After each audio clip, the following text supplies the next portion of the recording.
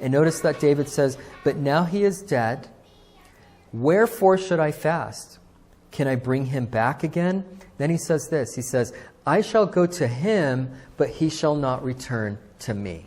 Okay, and this is a very important statement here, because this is a great proof text for the age of accountability doctrine, and the fact that all children go to heaven, whether they're believers or not, because they are in a state of innocence. So even though babies and children are born with the sinful nature and often act on it, children aren't, purely innocent in the flesh, right? They act up, they sin as well.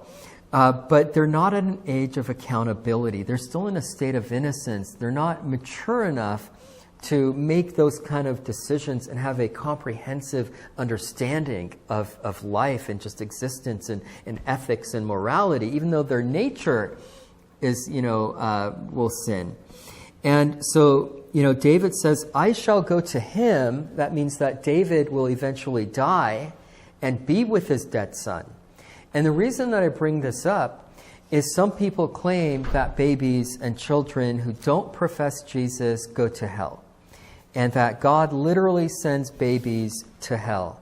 But Jesus said in Matthew 19:14, suffer little children and forbid them not to come unto me, for of such is the kingdom of heaven. And so, if Jesus is speaking of children in general, and saying that of such is the kingdom of heaven, that's a pretty strong indication that all children automatically go to heaven, because they have not yet reached an age of accountability. Then we have David here as a proof text in 2 Samuel 2. I think this is one of the strongest proof texts for this doctrine, saying that his newborn baby, who obviously didn't have an opportunity to profess Christ, will be in heaven, because David says, I shall go to him, but he shall not return to me.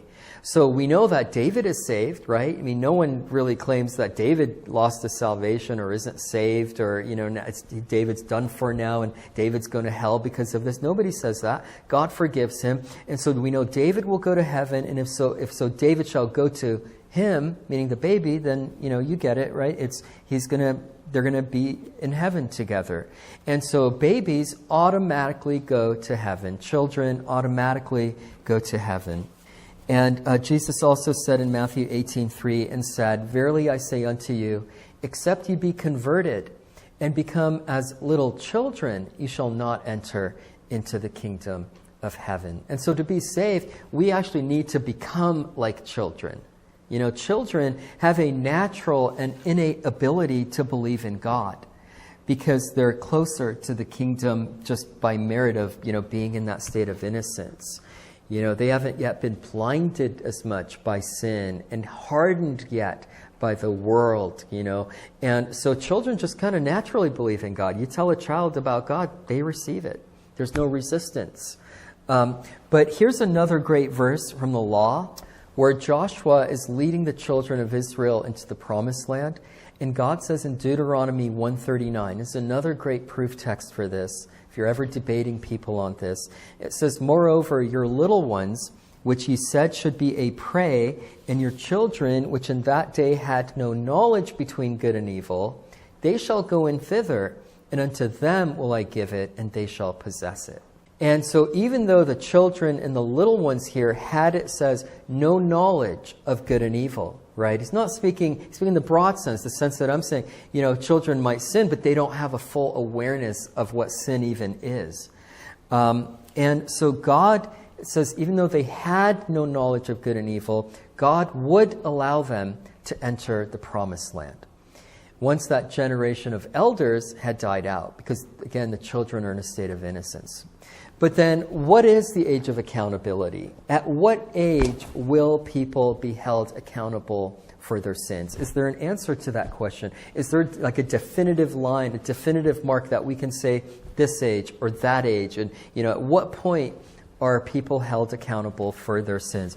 Well, I believe, this is just my personal view based on the scriptures, based on my studies, I believe that answer is at puberty. And that's because Paul said in Corinthians that if someone has passed the flower of their age, that they can marry. meaning that they've reached puberty and are now at childbearing age.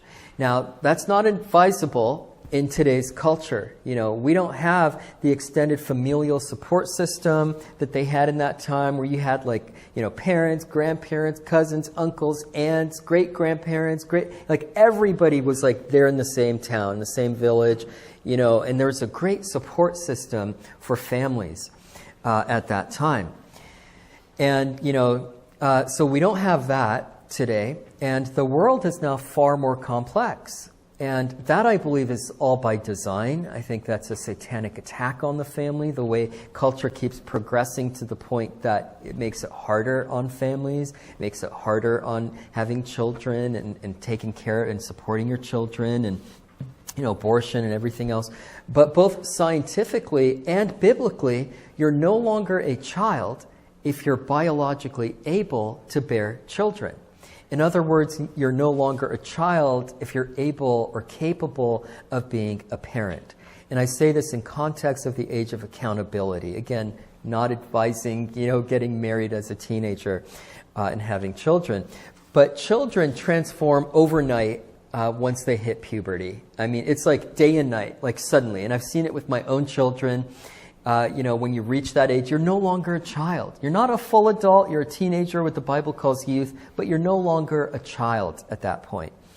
And that's the only definitive biological line that I can draw based on the scriptures without being wishy-washy about it. You know, there's a clear, definitive, you know, delineator here. All might not agree. That's okay. This isn't like a fundamental doctrine concerning salvation. We can have different opinions on things. But once you're a teenager, you're no longer a child and are therefore accountable to God for your sins. So 16, 17, 18-year-olds, you know, can die and go to hell if they don't have Jesus. You will be held accountable as a teenager, I believe, if you don't have Jesus. And our culture likes to treat, you know, people like kids forever. You know, our culture likes to treat 20-year-olds like they're still children, and that's by design. You know, 20-year-olds, 21, 22-year-old, you know, they're not kids. You know, we call them, go look at that kid, what he's doing. They're not kids, you know, as they're often called. They're adults. Young adults, but still adults. And so I believe that's, you know, the doctrine of the age of accountability. That's been my view for a while.